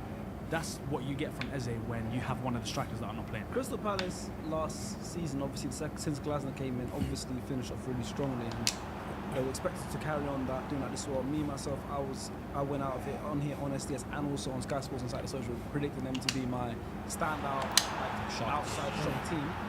Everyone again. Of course, but then obviously their star player Elise is currently on 5 goals and 2 assists in his last 3 games. He has like 7 goals, 8 assists, all comps this year. The last 3 games on 5 goals and 2 assists. Bro, I saw that 1 minute, 2 minute clip of him just He's having fun out there. He's having fun. That's the way I describe it. He's having fun. like it's mad. He's living life. I ain't never seen Elise smile so much in my life, bro. He's happy, bro. Last minute free kick against Man United, and he didn't even smile. And now, I mean, bro, remember when he said that on Instagram messages. He's like, I'm on the bigger and better things from Reading. And now he's on the. He's finally on the bigger and better things, bro. Like, some of the chops he's doing, I'm just like, crazy. But I say this on United though, by the way. I think United now, it's what, 7 points out of possible 15. We have 5 goals, I believe, in 5 games. So 0 goal difference. Following up from what, -1 last season. Yeah. And I think we had 15 the season before. Yeah. We've never cracked 60 goals under Ten Hag. We're not on course to do that now. Same facts though. No, but he's saying facts. This is 3rd season, and it has been better than last year. I'd be a hater if I said otherwise. But is the progression enough for this guy's 3rd season? yeah, man. So far, maybe not. 5 games in. I need Ten Hag to stay, man. I said it in the group chat. I'm gonna say it here. That game, and I've watched Eze play in another game. I can't remember what the Premier League game was this season. It might have been the Chelsea game. Even though he did play good at Chelsea game, I can see why no one came for Eze this summer. Why? He doesn't have that cold-blooded killer instinct that Elise has. Oh, well, you think it's too That much? even Zaha had, where it's give me that half-yard chance, I'm scoring. That game was the game to say, why did no one sign me this summer? 2 sitters. No, I'm talking. Those were sitters. Those weren't like he created his own chance and shot. Those were 2 absolute sitters that he missed the target.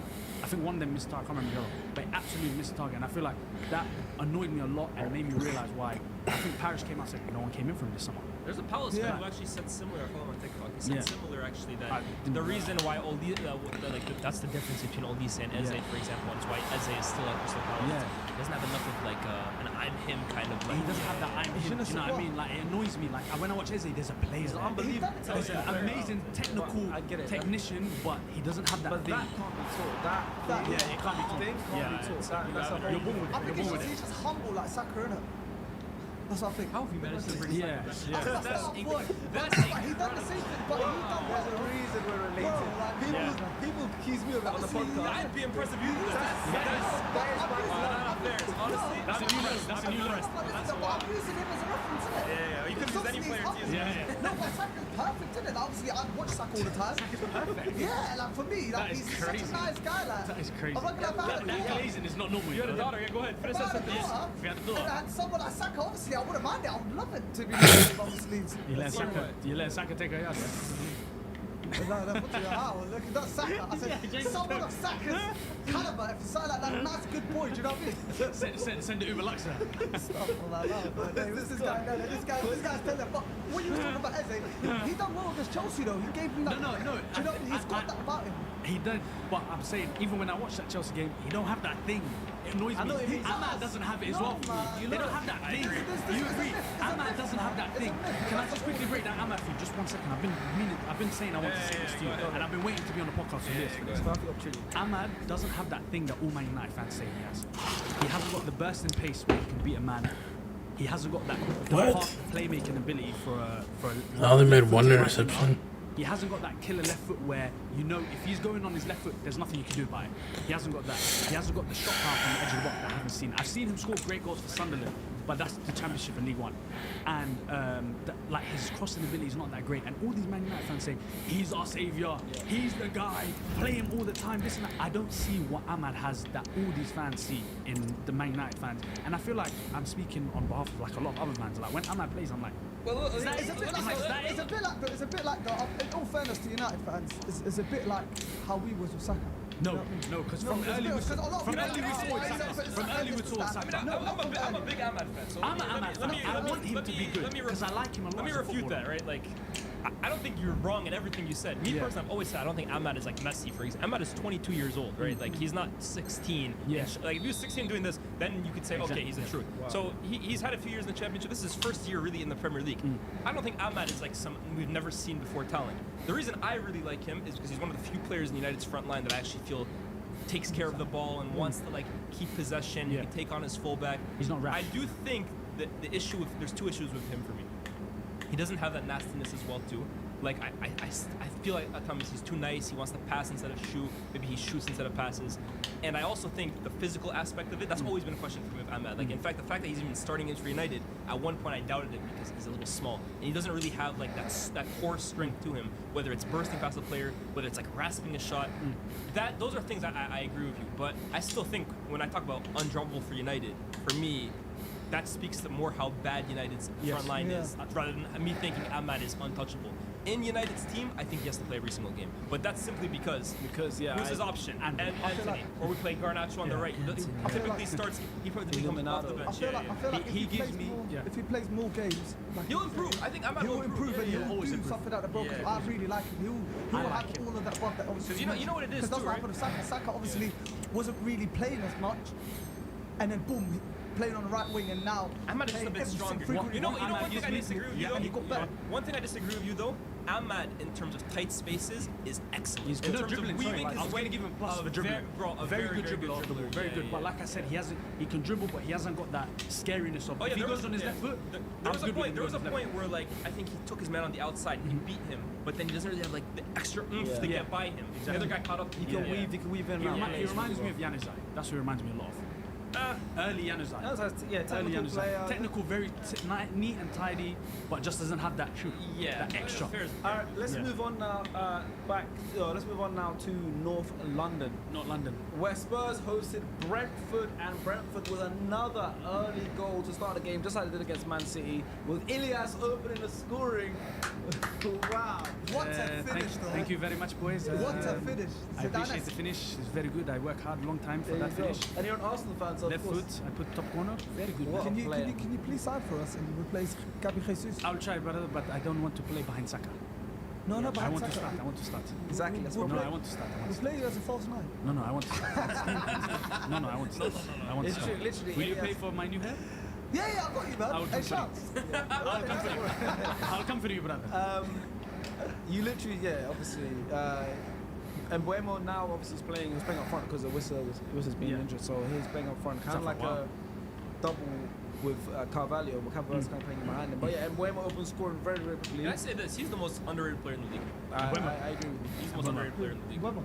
Yeah. Do you know what I really want him to do? 4 goals already this season. I want him Last to. season, I swear he had what, like 9 and like 19 or something like that. He was bro. on. like. I want him to leave the Premier League. He will. Or I want him to go. PSG or I want him like- to go to a good team abroad and really get his flowers. PSG? But he's in the AC Premier Milan or League. something. In the Premier League, He's the only team I can see him going to realistically that's like a top 4, top 6, 8-ish club is probably Tottenham. Spurs. Why not Liverpool? Liverpool, I feel like he won't be a good enough Salah replacement, and it's a lot of pressure. It's a lot of pressure. I don't think anyone will be a good enough No Salah one- replacement. and I but, think like, anyone I that think it's goes- because he plays for Brentford. Like I really like. I'm not saying that's what you mean, but like Yeah. I feel like inherently because he's a Brentford player, we think I he get what you mean, replace yeah. Salah.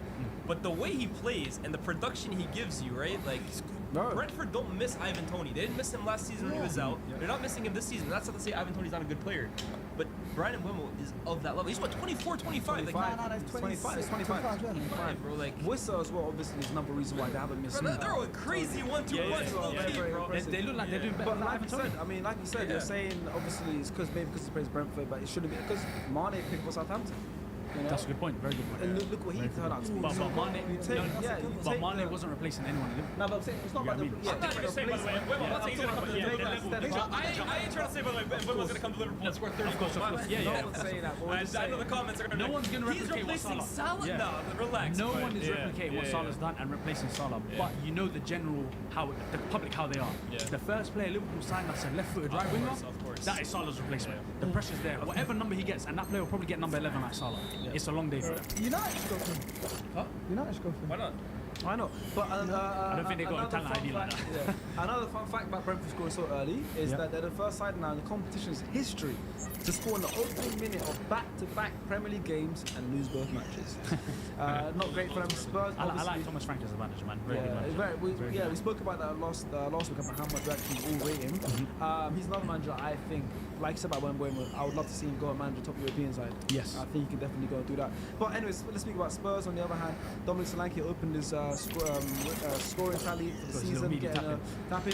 What impressed me though this match, James Maddison pressing high. He's so good at that. They left Right? 8 as well, which was Yeah, nice. obviously they have this now as attacking looking midfield with Bentancur, Maddison, and Kulusevski, but it's worked this game because Anders played the same 11 as they played against Arsenal, and he stuck to it. But I think he deployed it differently because I think in the first game against Arsenal, I wasn't on the pod last week, but a big criticism for me was I feel like the start of the season, Maddison has been a lot more like withdrawn. Like we haven't really gotten the chance to see Maddison the creator. Like he's playing almost as like controller of tempo.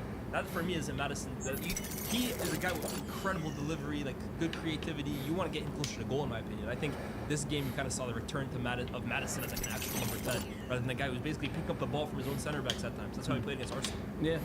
I agree with you completely, and that's why he looks so good today. But I was watching him because I watched the first half. Obviously, it was one of many 3-gun kickoffs. I watched the first half of this game. How'd you watch that? Huh? How'd you watch that? Oh, The game, and then you left the halftime to go to Anfield. Just making sure, like, I don't know if you're doing any illegal streaming. No! No? What? Awesome. Okay. I was actually. Read that, bro. We don't want to get off now, bro. Read that. It's hotting up the whole thing. Relax. So, No, you need some SDS, some etiquette. Podcast etiquette. You need some podcast etiquette. Oh my God, like that You need ever some again. media training. I was actually in the Middle East watching on Main Sports, so that's how I watched the Yeah, video. came back to New York. Exactly. Yeah. We would never ever disrespect in other the black countries, guy. that No, never. So Never I watched the disrespect first half of this game, where the first 2 goals came from for Spurs. Yeah. But yeah, like I said, I was watching Madison a lot, and I was very impressed by his role specifically because he did actually kind of have the best of both worlds. He was playing very high up as well, and that's obviously off the ball playing very high up. And that's when he obviously was pressing very high really well, collecting the ball all high up really well, creating obviously one of the goals created. The goal came late on. But also there was also times when in possession he dropped very deep. Right, he dropped very deep, he was playing kind of like a double pivot with Bentacle and controlling the ball very, very well, controlling the game very well. And I was really, really impressed by Madison in this game. And we know obviously how good he is and how good he could be. And last season, I feel like he was a much different player. Last season he was the 10. But it's injury this as well. season he's 8 Oh, yes. 10. Yeah. You know, it's He different. played left side, which was really good for him. Yeah. I like left I side like- because he gets the kind, and he's got a good left foot where he can use his left foot. Yeah, I definitely did like But it. also, all of Andrew's old tweets came out. I don't know if you guys saw on Twitter. What's that? Definitely him. I feel like he might have been him. I feel like a lot of those tactics have been deployed. Yeah, they're important. You'll find out. Don't worry. You know, the funniest one is hilarious. He's like mate and like that. Like, Yeah. Mate, the I mate was killed like, me. oh, The invert. I like my fullbacks to both invert. Solanke's a world class It's on hard tweets from target like striker. 2014 and stuff. Yeah. Him talking about James Madison playing the left 8 and all that kind of stuff is Hey, amazing. hey, you The never Twitter's know. hilarious. You never The know. football community is hilarious. Another player who scored, Brennan Johnson. Just back hate. to Shout out him, man. back games now. He scored obviously midweek. He scored as well in the Carabao. He scored now after a tough week. He's taken down on social media. Very, very good finish. Very Yeah, well very good taken finish. goals. Very good finish. You know, Just the crowd as well, I think, with his goal celebration. I respect it. He's a home his home stadium. Yeah, I just want to do this. I just want to do that. I was like, hey, we do that. But it was very well taken finish, you know. It's It's a very- I low love and the hard strike finishes, across the yeah. goal. It's kind of my favourite, and he took it very Yeah. well. And obviously Madison late on. Oh, they don't know what we used to call you? Silent Sharks? That's me. I don't know. Sorry. They don't know. Oh, no, AV wasn't around there. You're New Gen. You know what? Actually, I did know that because in the penalty video that we did last year, Yeah. you called yourself that. Yeah, I even Like- put it on there. Yeah, Yeah, he's he's called Silent He's Sharks. called Silent Yeah, Sharks. yeah, When we used to play football, Sharky's now retired. He's a former family man now. Yeah, he's a family man. He looks after his body, health as well. You know, that kind of vibe. But we used to call him Side Net Sharks. Saw that. Yeah, when we used to play we football. used to score side net. I wasn't happy for them going anywhere near the side. Yeah. Right foot, left foot as well. Don't forget Left that. foot, yeah, There left was foot, sessions yeah. I'd turn up and I would say I'm only scoring left foot. Yeah. And I only score my left foot. I told you, you're New Gen. You don't know about side You're net. 2024 You sound player. like You're a old 2024 right player. now. I'm old. This is how my dad tells me about it when he used to play, bro. Like, yeah, I was a guy running behind him. Like, you're 60-something, bro. Like, You got running behind. So what are you gonna call me then? that's what you sound like right now. If he's side net, what are you gonna call me? We just call you AV. No, like Lee Campbell. Lee Campbell. Lee Campbell. Yeah, Lee Campbell. Never. You're tucking your shirt at ball. Of course you're Lee Campbell. No, but that's just for aesthetics. Rodri tucks in the shirt. Well, you're not Roger. You're not Tucking Roger. the shirt, Relax. bro. Seven aside. Seven aside And football, bro. Seven aside. Distributor. The worst 6 you'll ever meet. You try. He is like Lee Campbell. Hey, no. Come on, Alright, let's not talk about outside stuff. Let's talk about Tottenham. Brentford. I want to talk about that 50-50 you tried to do with person. Let's talk about how Brennan Johnson. That 50-50, that was bad. Let's not talk about it. We're not going to talk about it. We'll talk about off-camera. Yo. But no, yeah, like Brennan Johnson done well. It's just the crowd. It's just the haters. It's just the haters as he should Has have. he been harshly treated, or do you think it's still? It's the price tag. It's the way he plays. He's not that great. Yeah, we should never. You should never abuse people on Instagram, bro. No, Like, never, that goes never, without never. saying. Obviously, everyone will say yeah, but Yeah. like, yeah. I mean, sometimes people deserve it. Sometimes people deserve it. Sometimes people deserve it. Come on now. I mean, you can do certain stuff when you deserve it. P. Diddy deserves it. Oh yeah, he does. Yeah, you know what I mean? So you compare Brennan Johnson and P. Diddy the same Yeah, room. It's crazy. Yeah, if it's a few chances. Yes, podcast can we compare P. Diddy to Brennan? How many bottles of people have we got Brennan Johnson? Let's stick to football. Let's stick to football. But to actually give Brentford a little bit of grace, they have had a tough start to the season, but also they played tough games. They've gone away to Liverpool, City, and Spurs already this season in the first 5 games. Obviously, they've lost all 3. Do you think it's more down to, obviously they're right now where they are, they're in 12th. I think it's more down to just a tough run of game. That and they couldn't replace Ivan Toney. Yeah, but they've gone away to some of the toughest. Yeah, I think it's been tough. I don't really think Ivan Toney, I don't think they're gonna miss. I don't think they would have missed if Wissa was there. Yeah. Because those two, I think, can actually like supplement what he gave them. Now that Wissa's injured, they signed this guy from Club Brugge this What's his name? This summer. Silva. He's like. I think Silva is a Brazilian striker. Yeah. So we'll see what he's made of. Yeah. I've never seen him before. I think they signed him for 30 mil, something around that. Yeah, he was a big player for them. So we'll see how he kind of does. But I don't think Ivan Toney, as long as they have everyone fit, I don't think it's gonna be that big of a loss. And for me, it's not a loss. I feel like they could have, because it was deadline day, they could have used that money elsewhere. They could have maybe got another midfielder. They're still playing that Lewis Potter at left back, and he's a midfielder. Like they haven't addressed certain areas in their team. Brentford with them, right? The reason I give them benefit of the doubt more than most clubs is the way they just recruit. It's pretty faultless. Bro. They don't really miss on signings. So I will see what the Silva guy. If it is Silva, I don't know. What's his name? If it's not Silva, it was okay. I just want to see how well he does. Gustavo Gomez. Left winger. Wait, that's not Gomez. No. That's not the guy they signed. They signed him from Belgium. Oh, from Belgium. I'm checking who they signed. I don't know if he's Belgian, but they signed him. No, they signed him from Belgium. They signed Thiago Rodriguez. That's Thiago. I've been calling Thiago this whole time. Thiago Silva's quite good. Striker. He's a striker. Yeah, they signed what, 30 mil, right? Yeah. 30 mil. Yeah, I remember. Brentford with the recruitment, with the money ball technique, I bet. Yeah. Okay, Brentford for me, they've now established themselves, in my opinion, as like a team. They're gonna be. They'll be fine. I think they'll be fine, and I'm looking forward to see how they do. But let's move on now to Anfield, and Liverpool beat Bournemouth 3-0.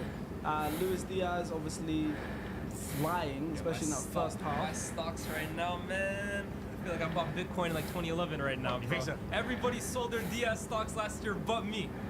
Are you still holding strong? I never sold. Coming good right now. I ain't never sold that. He's the top scorer in the Premier League. He had a great game. Even He's the top scorer. Even Liverpool fans. Of humans, he's the top scorer in the Premier League. Oh, yeah. Of aliens, that's aliens. Of the humans, Luis Diaz is the top scorer in the Premier League. I was gonna say, wait. It's like when we do drafts and we say no Messi and Ronaldo. It's like La Liga when like Messi and Ronaldo are top 2. Okay, Roberto Saldano's the top scorer in La Liga right now. Say Diaz is the top scorer in the Premier League. Haaland has double the goals. Yeah, but he doesn't count. He don't count. Yeah, that's hilarious. He's of the mutants, bro. Right, Messi and Ronaldo get like 55 goals. Saldano gets a nice 22. Yeah, that's top scorer. Yeah, come on. Negredo, he gets 24. Yeah, you're doing well. Hey, man, come on. 10 goals. 10 goals, yeah. He's got more goals than most of the clubs in the Premier League. Yeah, he's an alien. He's Thanos, bro. I say every time he scores, I say he's Thanos. He's inevitable. You cannot stop him. He's got the five stones. He just clicks his fingers, goal. That's him. Yeah, Liverpool right now, man. Yeah, no. I like the football they're playing. good. They did concede quite a few chances. They're still, I think, susceptible to conceding quite a few chances. I think they've been pretty good in that regard. No, they've been good defensively, but I feel like they do concede concede the odd chance where they should get punished for it, but at the moment the teams are not punishing them for it. Like the Semenyo chance. Yeah. Even though he's offside, that is like If he kept his line. The defensive like quick bit poor. Do you know what I mean? But I respect what Bournemouth did that game, even though it was 3-0. Yeah. They just came there. They tried to sit back. They tried to play their football. That's what they do under Iraola. Of course, it was 2 passes and Liverpool were in every time. I say, by the way, And I was gonna say 100 GA for a right back. What is it? 81 assists, 19 goals. Scary. That is He's not got good. 100 goals/assists in At 26, right? It's crazy. How old is he? 26. Yeah, 25, 26. He's 25. 25. That is not normal. 25-year-old right back. That is whole not normal. comparison. Honestly, That whole Not comparison. 25-year-old like It's not normal. midfielder It's striker. not normal. 25-year-old right back, and he contributes directly to 100 Premier League goals. He's not normal. Yeah, He's an alien. He's an alien. I generally think his next move, Fazel's dream, is going to come true. It's not. He's not good at this. No, honestly, I generally think because he's achieved everything at Liverpool. He's not. He's He's at the pinnacle of his career. He just As long as they keep competing, he'll still be there. Yeah. He's not leaving Liverpool. He's gonna go Madrid and he's still gonna compete, bro. He got Madrid in 5 years. No, Yeah. he's not. Can we talk about that assist? Can we talk about that assist, though? Can we talk about that assist, though, bro? Like he wants to be that icon now. Like trying to think of the the way he game. is now. Trent, the way Bro, I feel like we have this conversation on SDS every week. This Trent gonna go to Madrid. He's gonna go to it's my Madrid. first time. It's my first time. So he's gonna get. Do you know what I mean? It's my first time. Do you know what I mean? You're gonna get some. You're gonna get some. No, but I generally think the way he's trying to carry himself, Yeah. like obviously Jude is his guy. He just Yeah. wants that match. He's that guy, bro. He's his guy. He's not his daddy, bro. He's No, but he's his guy. And he's younger than him as well, Jude. But he wants to challenge himself, and Trent going to Madrid is gonna boost his profile even more. You see all of this, Jude going to Skims, this guy's gonna be Bergman, whatever, bro, he's gonna be a superstar, bro. I'm telling you. But let's talk about the assist. He wants to be a superstar. He's ready to be a The superstar. assist was beautiful. He's not because gonna be a superstar. he You know paused. what it is? It's not a typical Trent assist. Like, Exactly, he's that's what I loved about it. assist, like that cross from out to in, or like that ball from deep over the top. You know what this reminded me of, bro? This was like Mycon, bro. Pick up the ball from his own half, just drive down the center of the pitch, lay it off to Diaz. Like I was like, this No, guy. but what I liked about the assist was he waited. He waited until the Bournemouth defense made an action. He made them in, and then The right back had to tuck in because I think it was Darwin Núñez was in, whoever was playing up front was already in. It opens it up and it was a great finish. Like that's beautiful. I love those kind of goals. It's a great goal. But other than that, they were flawless. That game. Salah, no, he just got an assist, even though he had a couple of chances. Oh, where he hold on, looked a bit- hold on. This is more for me. Hold on. Assists, and this is not no agenda here. Because I said the same thing about Sancho. It's the same thing about Kane. This is for me. Oh yeah, no, yeah. Let's be careful how we call assists. No, I wasn't gonna say that. What I was about to say Be was. careful what we call assists. Yeah. That guy's still getting That's it. not what Julius Yeah. scores the goal of the season, I bro. was Come literally on. about to call it a bikini assist. Yeah, he literally thank just you, gave it to yeah. him. He finessed it, but I think Salah's all-round game, that game was very good. It wasn't a typical Salah performance. You reckon he had a good performance? I think he had a good performance because he was trying to play make and facilitate a lot, even though he knew they really needed to win that game. He was doing a lot of playmaking facilitate. I thought his final touch was a little off the scale. His final touch, yes, I do There was agree. His one- final touch was a bit odd. It was like bouncing off There and was things like one pass that McAllister gave him. Do you see that? that. Yeah. Oh And he ran my around the days, keeper and yeah. off the line. Yeah. Bro. I think, look, Oh, did it go off the line? Yeah, it was blocked from going in. It was blocked I've from been going meaning in. to that talk to pass you was about this, though, right? Just like you wanted to bring Amad Diallo. Yeah, I go think I on. know what you're gonna say. Let's bring Ryan Gravenberch to the table, man. You can bring it. You can bring it. Like, I'm gonna sit back and wait for this. I mean, first of all, can you give? Because I only watched the clip. What's your view on the guy? Because if I'm not wrong, I think you said like I've seen players like Gravenberch try and do this. Like, No, is no, that a so real- he's yeah. Waiting for something. One thing I'm waiting for. It still hasn't come. I'm waiting for that real midfield to come back in. I'm waiting for Cole Palmer, a Kevin De Bruyne, an Odegaard, a James Madison. Creative midfielder. I don't know why. A creative midfielder that can maneuver around him and find out the flaws in his game as a six. Forward, he's amazing. He can drive with the ball. He's got that Pogba, that Diaby, that He's got Zidane. nice diagonal passing. His passing is very good. He lost the ball quite a few times. I was doing a lot. I had the paper. I was writing it down. There was a lot of. If he does get tripped on, if he does get Minute tripped on, 32, tripped over There was a lot of like loose passes that he was making, things of him getting a bit excited. He saw an early attack can start and he was underhitting or overhitting the pass, which I respect because I like players that go for it straight away. They don't wait. They don't do the little pause and they go. They want to take the risk. But I'm waiting for that midfield to come. People said Man United is the midfield. Man United is not the midfield. Like all the comments on the TikTok and the page, Man United was the midfield. Everyone was saying Kobe Mainoo this. No, But to Kobe be Mainoo fair, and Gravenberch are not playing the same. we entered that game saying it was going to be a test, so we can't really hold it against Gravenberch that United didn't end show. up being- Like he did his thing, Of yeah. course. But for I me, hear what prior you're to that, I would have said Man United's not the midfield because you Okay. lot don't have. Even though Bruno's the creator, he wasn't He's the not creator. someone who's gonna run So run I do routes, want Gravenberch to prove me wrong because I really love players of his stature and his agree, build. I agree. It makes the game look better. But I feel like as a six, he's not going to flourish in that Liverpool midfield. I kind of put up a double pivot 6. Yeah. He's allowed He's not a low six. He's not low six, but there's going to be games, big games, situations where he's left alone on an island, where Liverpool, you know how they like to press. Sabazlai and McAllister are going to go, and he's going to be there by himself, and he's going to have to rely on Van Dijk and the other centre back behind him. I don't think that's so fair. Yeah, So I feel like when a Cole Palmer comes around him, I feel like they're gonna show the flaws in his game defensively, where they're on the blind side and they get in behind him, or someone nicks the ball from him because he thinks he has more time which than is he does. sad 'cause he's not a But natural six, I don't think I said in that episode, but I do say it now. I want him to flourish in that midfield because I love players like him. He's a talent The anyway. Diabys, the Zidane. I'm not comparing them. They have the same stature. Ruben Loftus-Cheek. I think Arne those Slot, kind by of the way, players. deserves so much credit, right? Because I always say as a manager, right? Okay, especially in Arne Slot's situation where he didn't really make big signings. He wanted Zubimendi, it didn't work out. He got Chiesa. We'll see how that works out. He's dealing with a new team, right? With the hand that's still, yeah. I always say as a manager, yes, you bring in your own players and you build your team in your own vision, but also it's on you to improve 3 to 4 players. And I look at Gravenberch and I look at Luis Diaz, and those are players that quite clearly under Arne Slot in the first few weeks look like completely different players. Gravenberch is a player that we all saw at Ajax a few years ago, and we saw, okay, this guy has real talent. But since that moment, before the season, it's kind of been a situation like, are we just never going to see the best of Gravenberch? At Bayern, he really never got going. At Liverpool, I feel like I'm gonna go to sleep. Sorry. I'm finna go. A bad